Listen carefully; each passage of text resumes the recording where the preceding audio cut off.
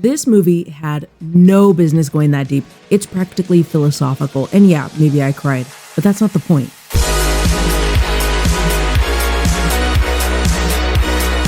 Okay, listen, I haven't seen 28 Days Later or 28 Weeks Later since the 2000s, so rewatching them before watching 28 Years Later sent me reeling. 28 Years Later is so unlike the previous two installments that I was truly impressed because this movie had no business getting that heavy and digging that deep. It's giving philosophical, and yeah, maybe I cried, but that's not the point. If you're looking for a movie that takes a look at this franchise through a different lens and also sharpens its focus, then let's talk about it. It's been almost 3 decades since the Rage virus escaped from a biological weapons laboratory.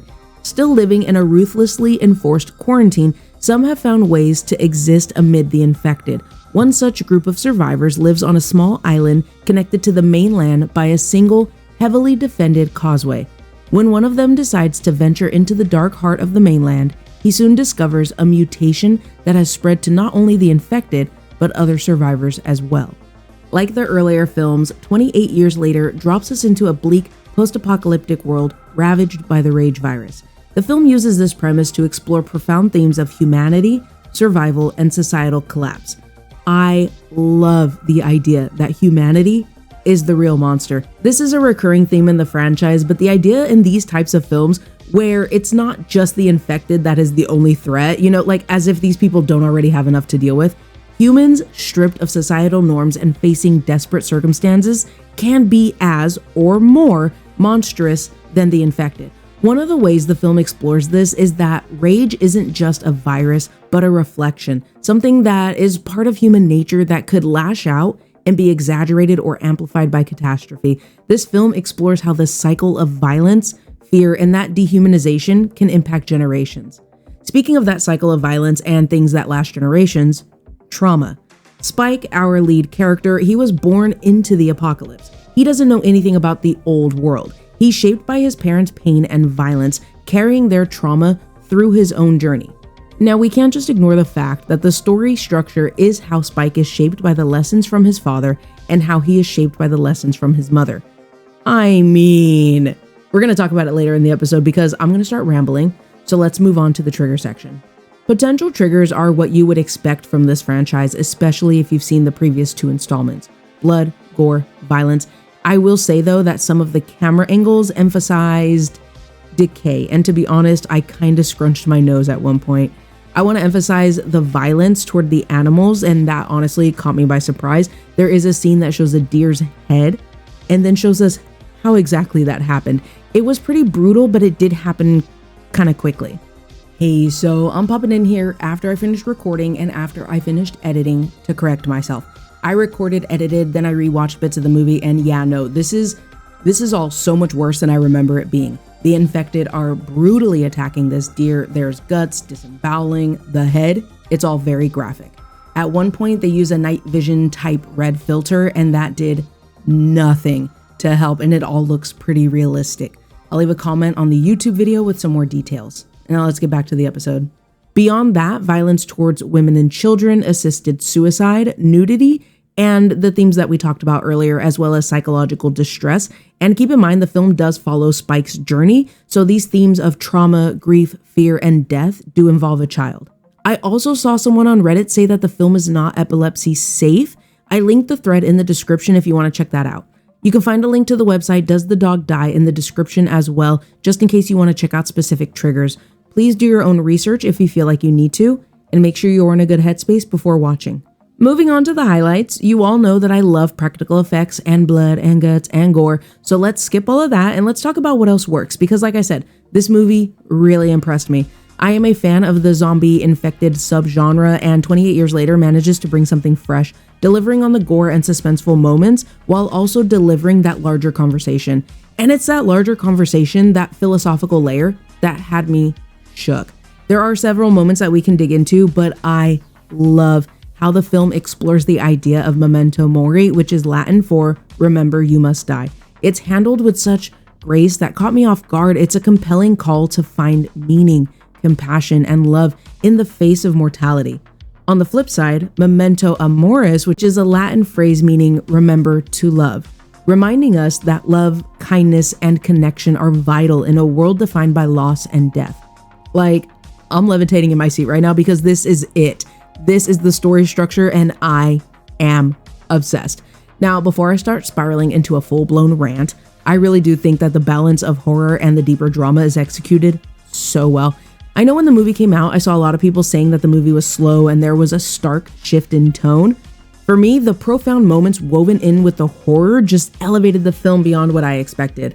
And the acting across the board is fantastic. Alfie Williams as Spike does such a good job taking this world onto his shoulders, not just survival, but caring for his mother too. He delivers so much nuance in those moments and holds his own with the rest of the cast as well. Jodie Comer and Aaron Taylor Johnson stand out because of their performances as flawed, complicated parents trying to raise their son right in a post-apocalyptic world. Ralph Fiennes is unsurprisingly a standout, not just for his role in the story, but the subtle, magnetic presence he has on screen. I'm also very interested to see where Jack O'Connell's character goes in the next film, because I am here for the unhinged, definitely unstable villain that we're totally getting, right? Finally, the look of this movie is incredible. The colors, the cinematography, and the experimental camera work makes this movie feel kinetic and distinct, but not everyone was a fan. We're going to get into some criticisms about the movie and I'll share my thoughts along the way. When it comes to the plot, I'm not picking at it too much. I'm hoping future installments will tie up some loose threads. I do want to talk about the characters though, because I saw someone say that Jodie Comer's character is wasted, making it difficult to connect to her. I thought that this was interesting, and on the surface, sure, I agree, but you know me, we gotta dig a little deeper. It's not so much about how we connect to her, because her value comes through Spike's perspective, how she connects with him and the impact she has on him growing up, on his journey, who he is, and hopefully who he will become. I also feel like we can connect with her as a mother protecting her son and as someone who's trying to do what's right. To piggyback on this, I saw a comment that said due to underdeveloped characters and motivations, it was hard to care about these characters by the end of the movie. I mean, I told you guys at the top of the episode, I cried, so I am the wrong person to talk to about this, but are we connecting with the character and the story or the deeper conversation? For me, it's the latter. It's the idea that despite death, you must live. Now it's heavy, so we're gonna move on. As for the camera work, I like it, but some people said that these elements were distracting. To be honest, the first time it happened, I was pretty dazzled because I thought it looked really cool. It was different, creative, and completely unexpected. However, I can see how it can be distracting or jarring because it is different and very sudden. Now, of course, we're not going to get to the conclusion and outro without talking about this franchise as a whole.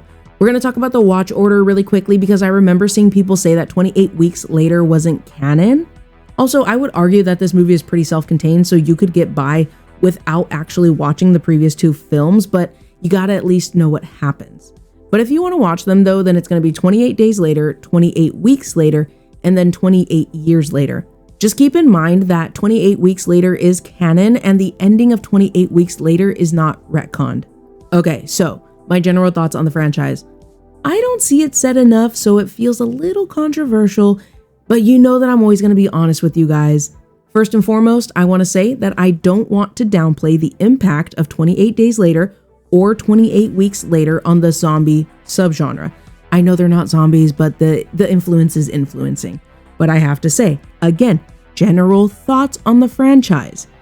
I can see why I forgot about these movies. Now, before you start sharpening your pitchforks, I was entertained. There were some truly iconic moments, but I think 28 years later is the strongest entry into the franchise.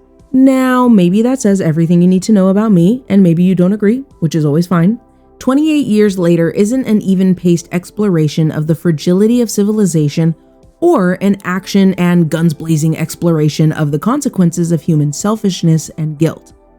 Okay, all of that is sprinkled in 28 years later too, but you know what I mean.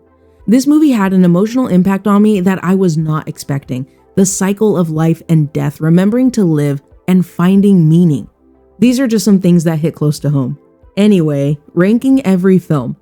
I wasn't even ranking at the time I was watching them, to be perfectly honest, but 28 years later, for sure, I would put at number 1. I would put 28 weeks later and 28 days later on even ground, but there were some moments that I really did love in 28 weeks later. So I'm gonna go 28 weeks later, then 28 days later. So, is 28 years later worth your time? In my opinion, maybe. Now, could I say with my whole chest, yes, absolutely. But I know that this movie is not for everyone. We're shifting from a claustrophobic, character-focused indie horror to a large-scale action thriller to a genre-bending philosophical horror. I think if you're looking for a thought-provoking and visually striking entry into the franchise, 28 years later is going to tick a lot of boxes for you. If you're a fan of the thematic depth of the original film, then you can dig even deeper with this one.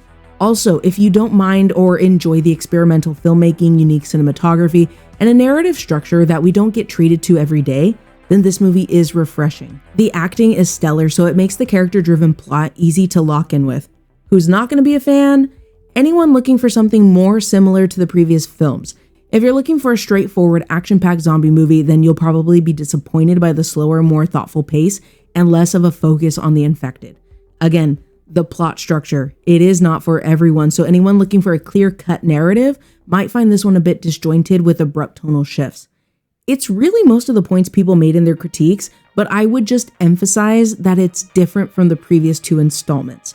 I was expecting more of the same, and I walked out pleasantly surprised. A huge thank you to everyone who has stuck around with me to the end of the video. Last time we talked, I shared my thoughts on the Fantastic Four First Steps, which I absolutely loved. I also shared my thoughts on Shin Godzilla today too. It is an early access episode over on Spotify. For now, I will drop it to YouTube in a few weeks, a couple of weeks. We'll see. I'll keep you guys posted. If you haven't checked those episodes out yet, you can find the Fantastic Four First Steps. And once Shin Godzilla is posted, I'll add it here so it'll pop up in the top right corner if you're watching on YouTube. If you're listening on Spotify, both episodes are available now. If you're enjoying the content on YouTube, don't forget to subscribe, hit that like button, and ring that notification bell so you don't miss the next review. Speaking of next reviews, I've been MIA for a minute, but I've been catching up behind the scenes. Mission Impossible: The Final Reckoning is the last movie I need to talk about, and I refuse to let it go. We're almost caught up, you guys. Also, I haven't gone to the theater in a hot minute. So as for what's coming up, what I have tickets for next, The Long Walk, the Demon Slayer Infinity Castle movie, and you guys know how much I love Demon Slayer. And the last movie I have tickets for is Tron Ares, which we do not get to talk about Tron enough, but we will. So be sure to click all the buttons so you don't miss out. And hey, if you enjoy On The Go listening, then you should check out the podcast. We've got that early access episode on Shin Godzilla, and I am working on exclusive episodes that you won't find on YouTube. If you're already hanging out with me on the pod, thank you very much. And if you're watching on YouTube, you'll find a link in the description, or you can just search for the show, A Rocket Review, on Spotify. You can always check out the community tab on YouTube for updates and the occasional poll when I fall behind. I am on Blue Sky at A Rocket Review, all one word. I am currently rewatching Demon Slayer before we go see Infinity Castle in theaters, and I had to talk about how Mugen Train still makes me cry like a baby. So if you want to catch me posting sporadically about what I'm watching, that's where you'll find me. I'm still building, growing, and learning, and I'm really grateful to have you here with me. Whether you're watching on YouTube, listening to the podcast, or finding me over on Blue Sky, your support, a thumbs up, subscribe, follow, or comment truly means so much. So before you go, let me know in the comments, where does 28 years later rank for you in the franchise? Was the more deliberate, heavier tone a hit or miss for you? What moment in this movie stuck with you the most? I want to know what you guys think, so let's get the conversation going. Until next time, spread positivity and please be safe, take care of yourself, and take care of the people around you. Take breaks from the news, stay hydrated, don't forget to eat, and a friendly reminder that it is okay to distract yourself. So happy movie watching, and I'll talk to you guys soon. Bye!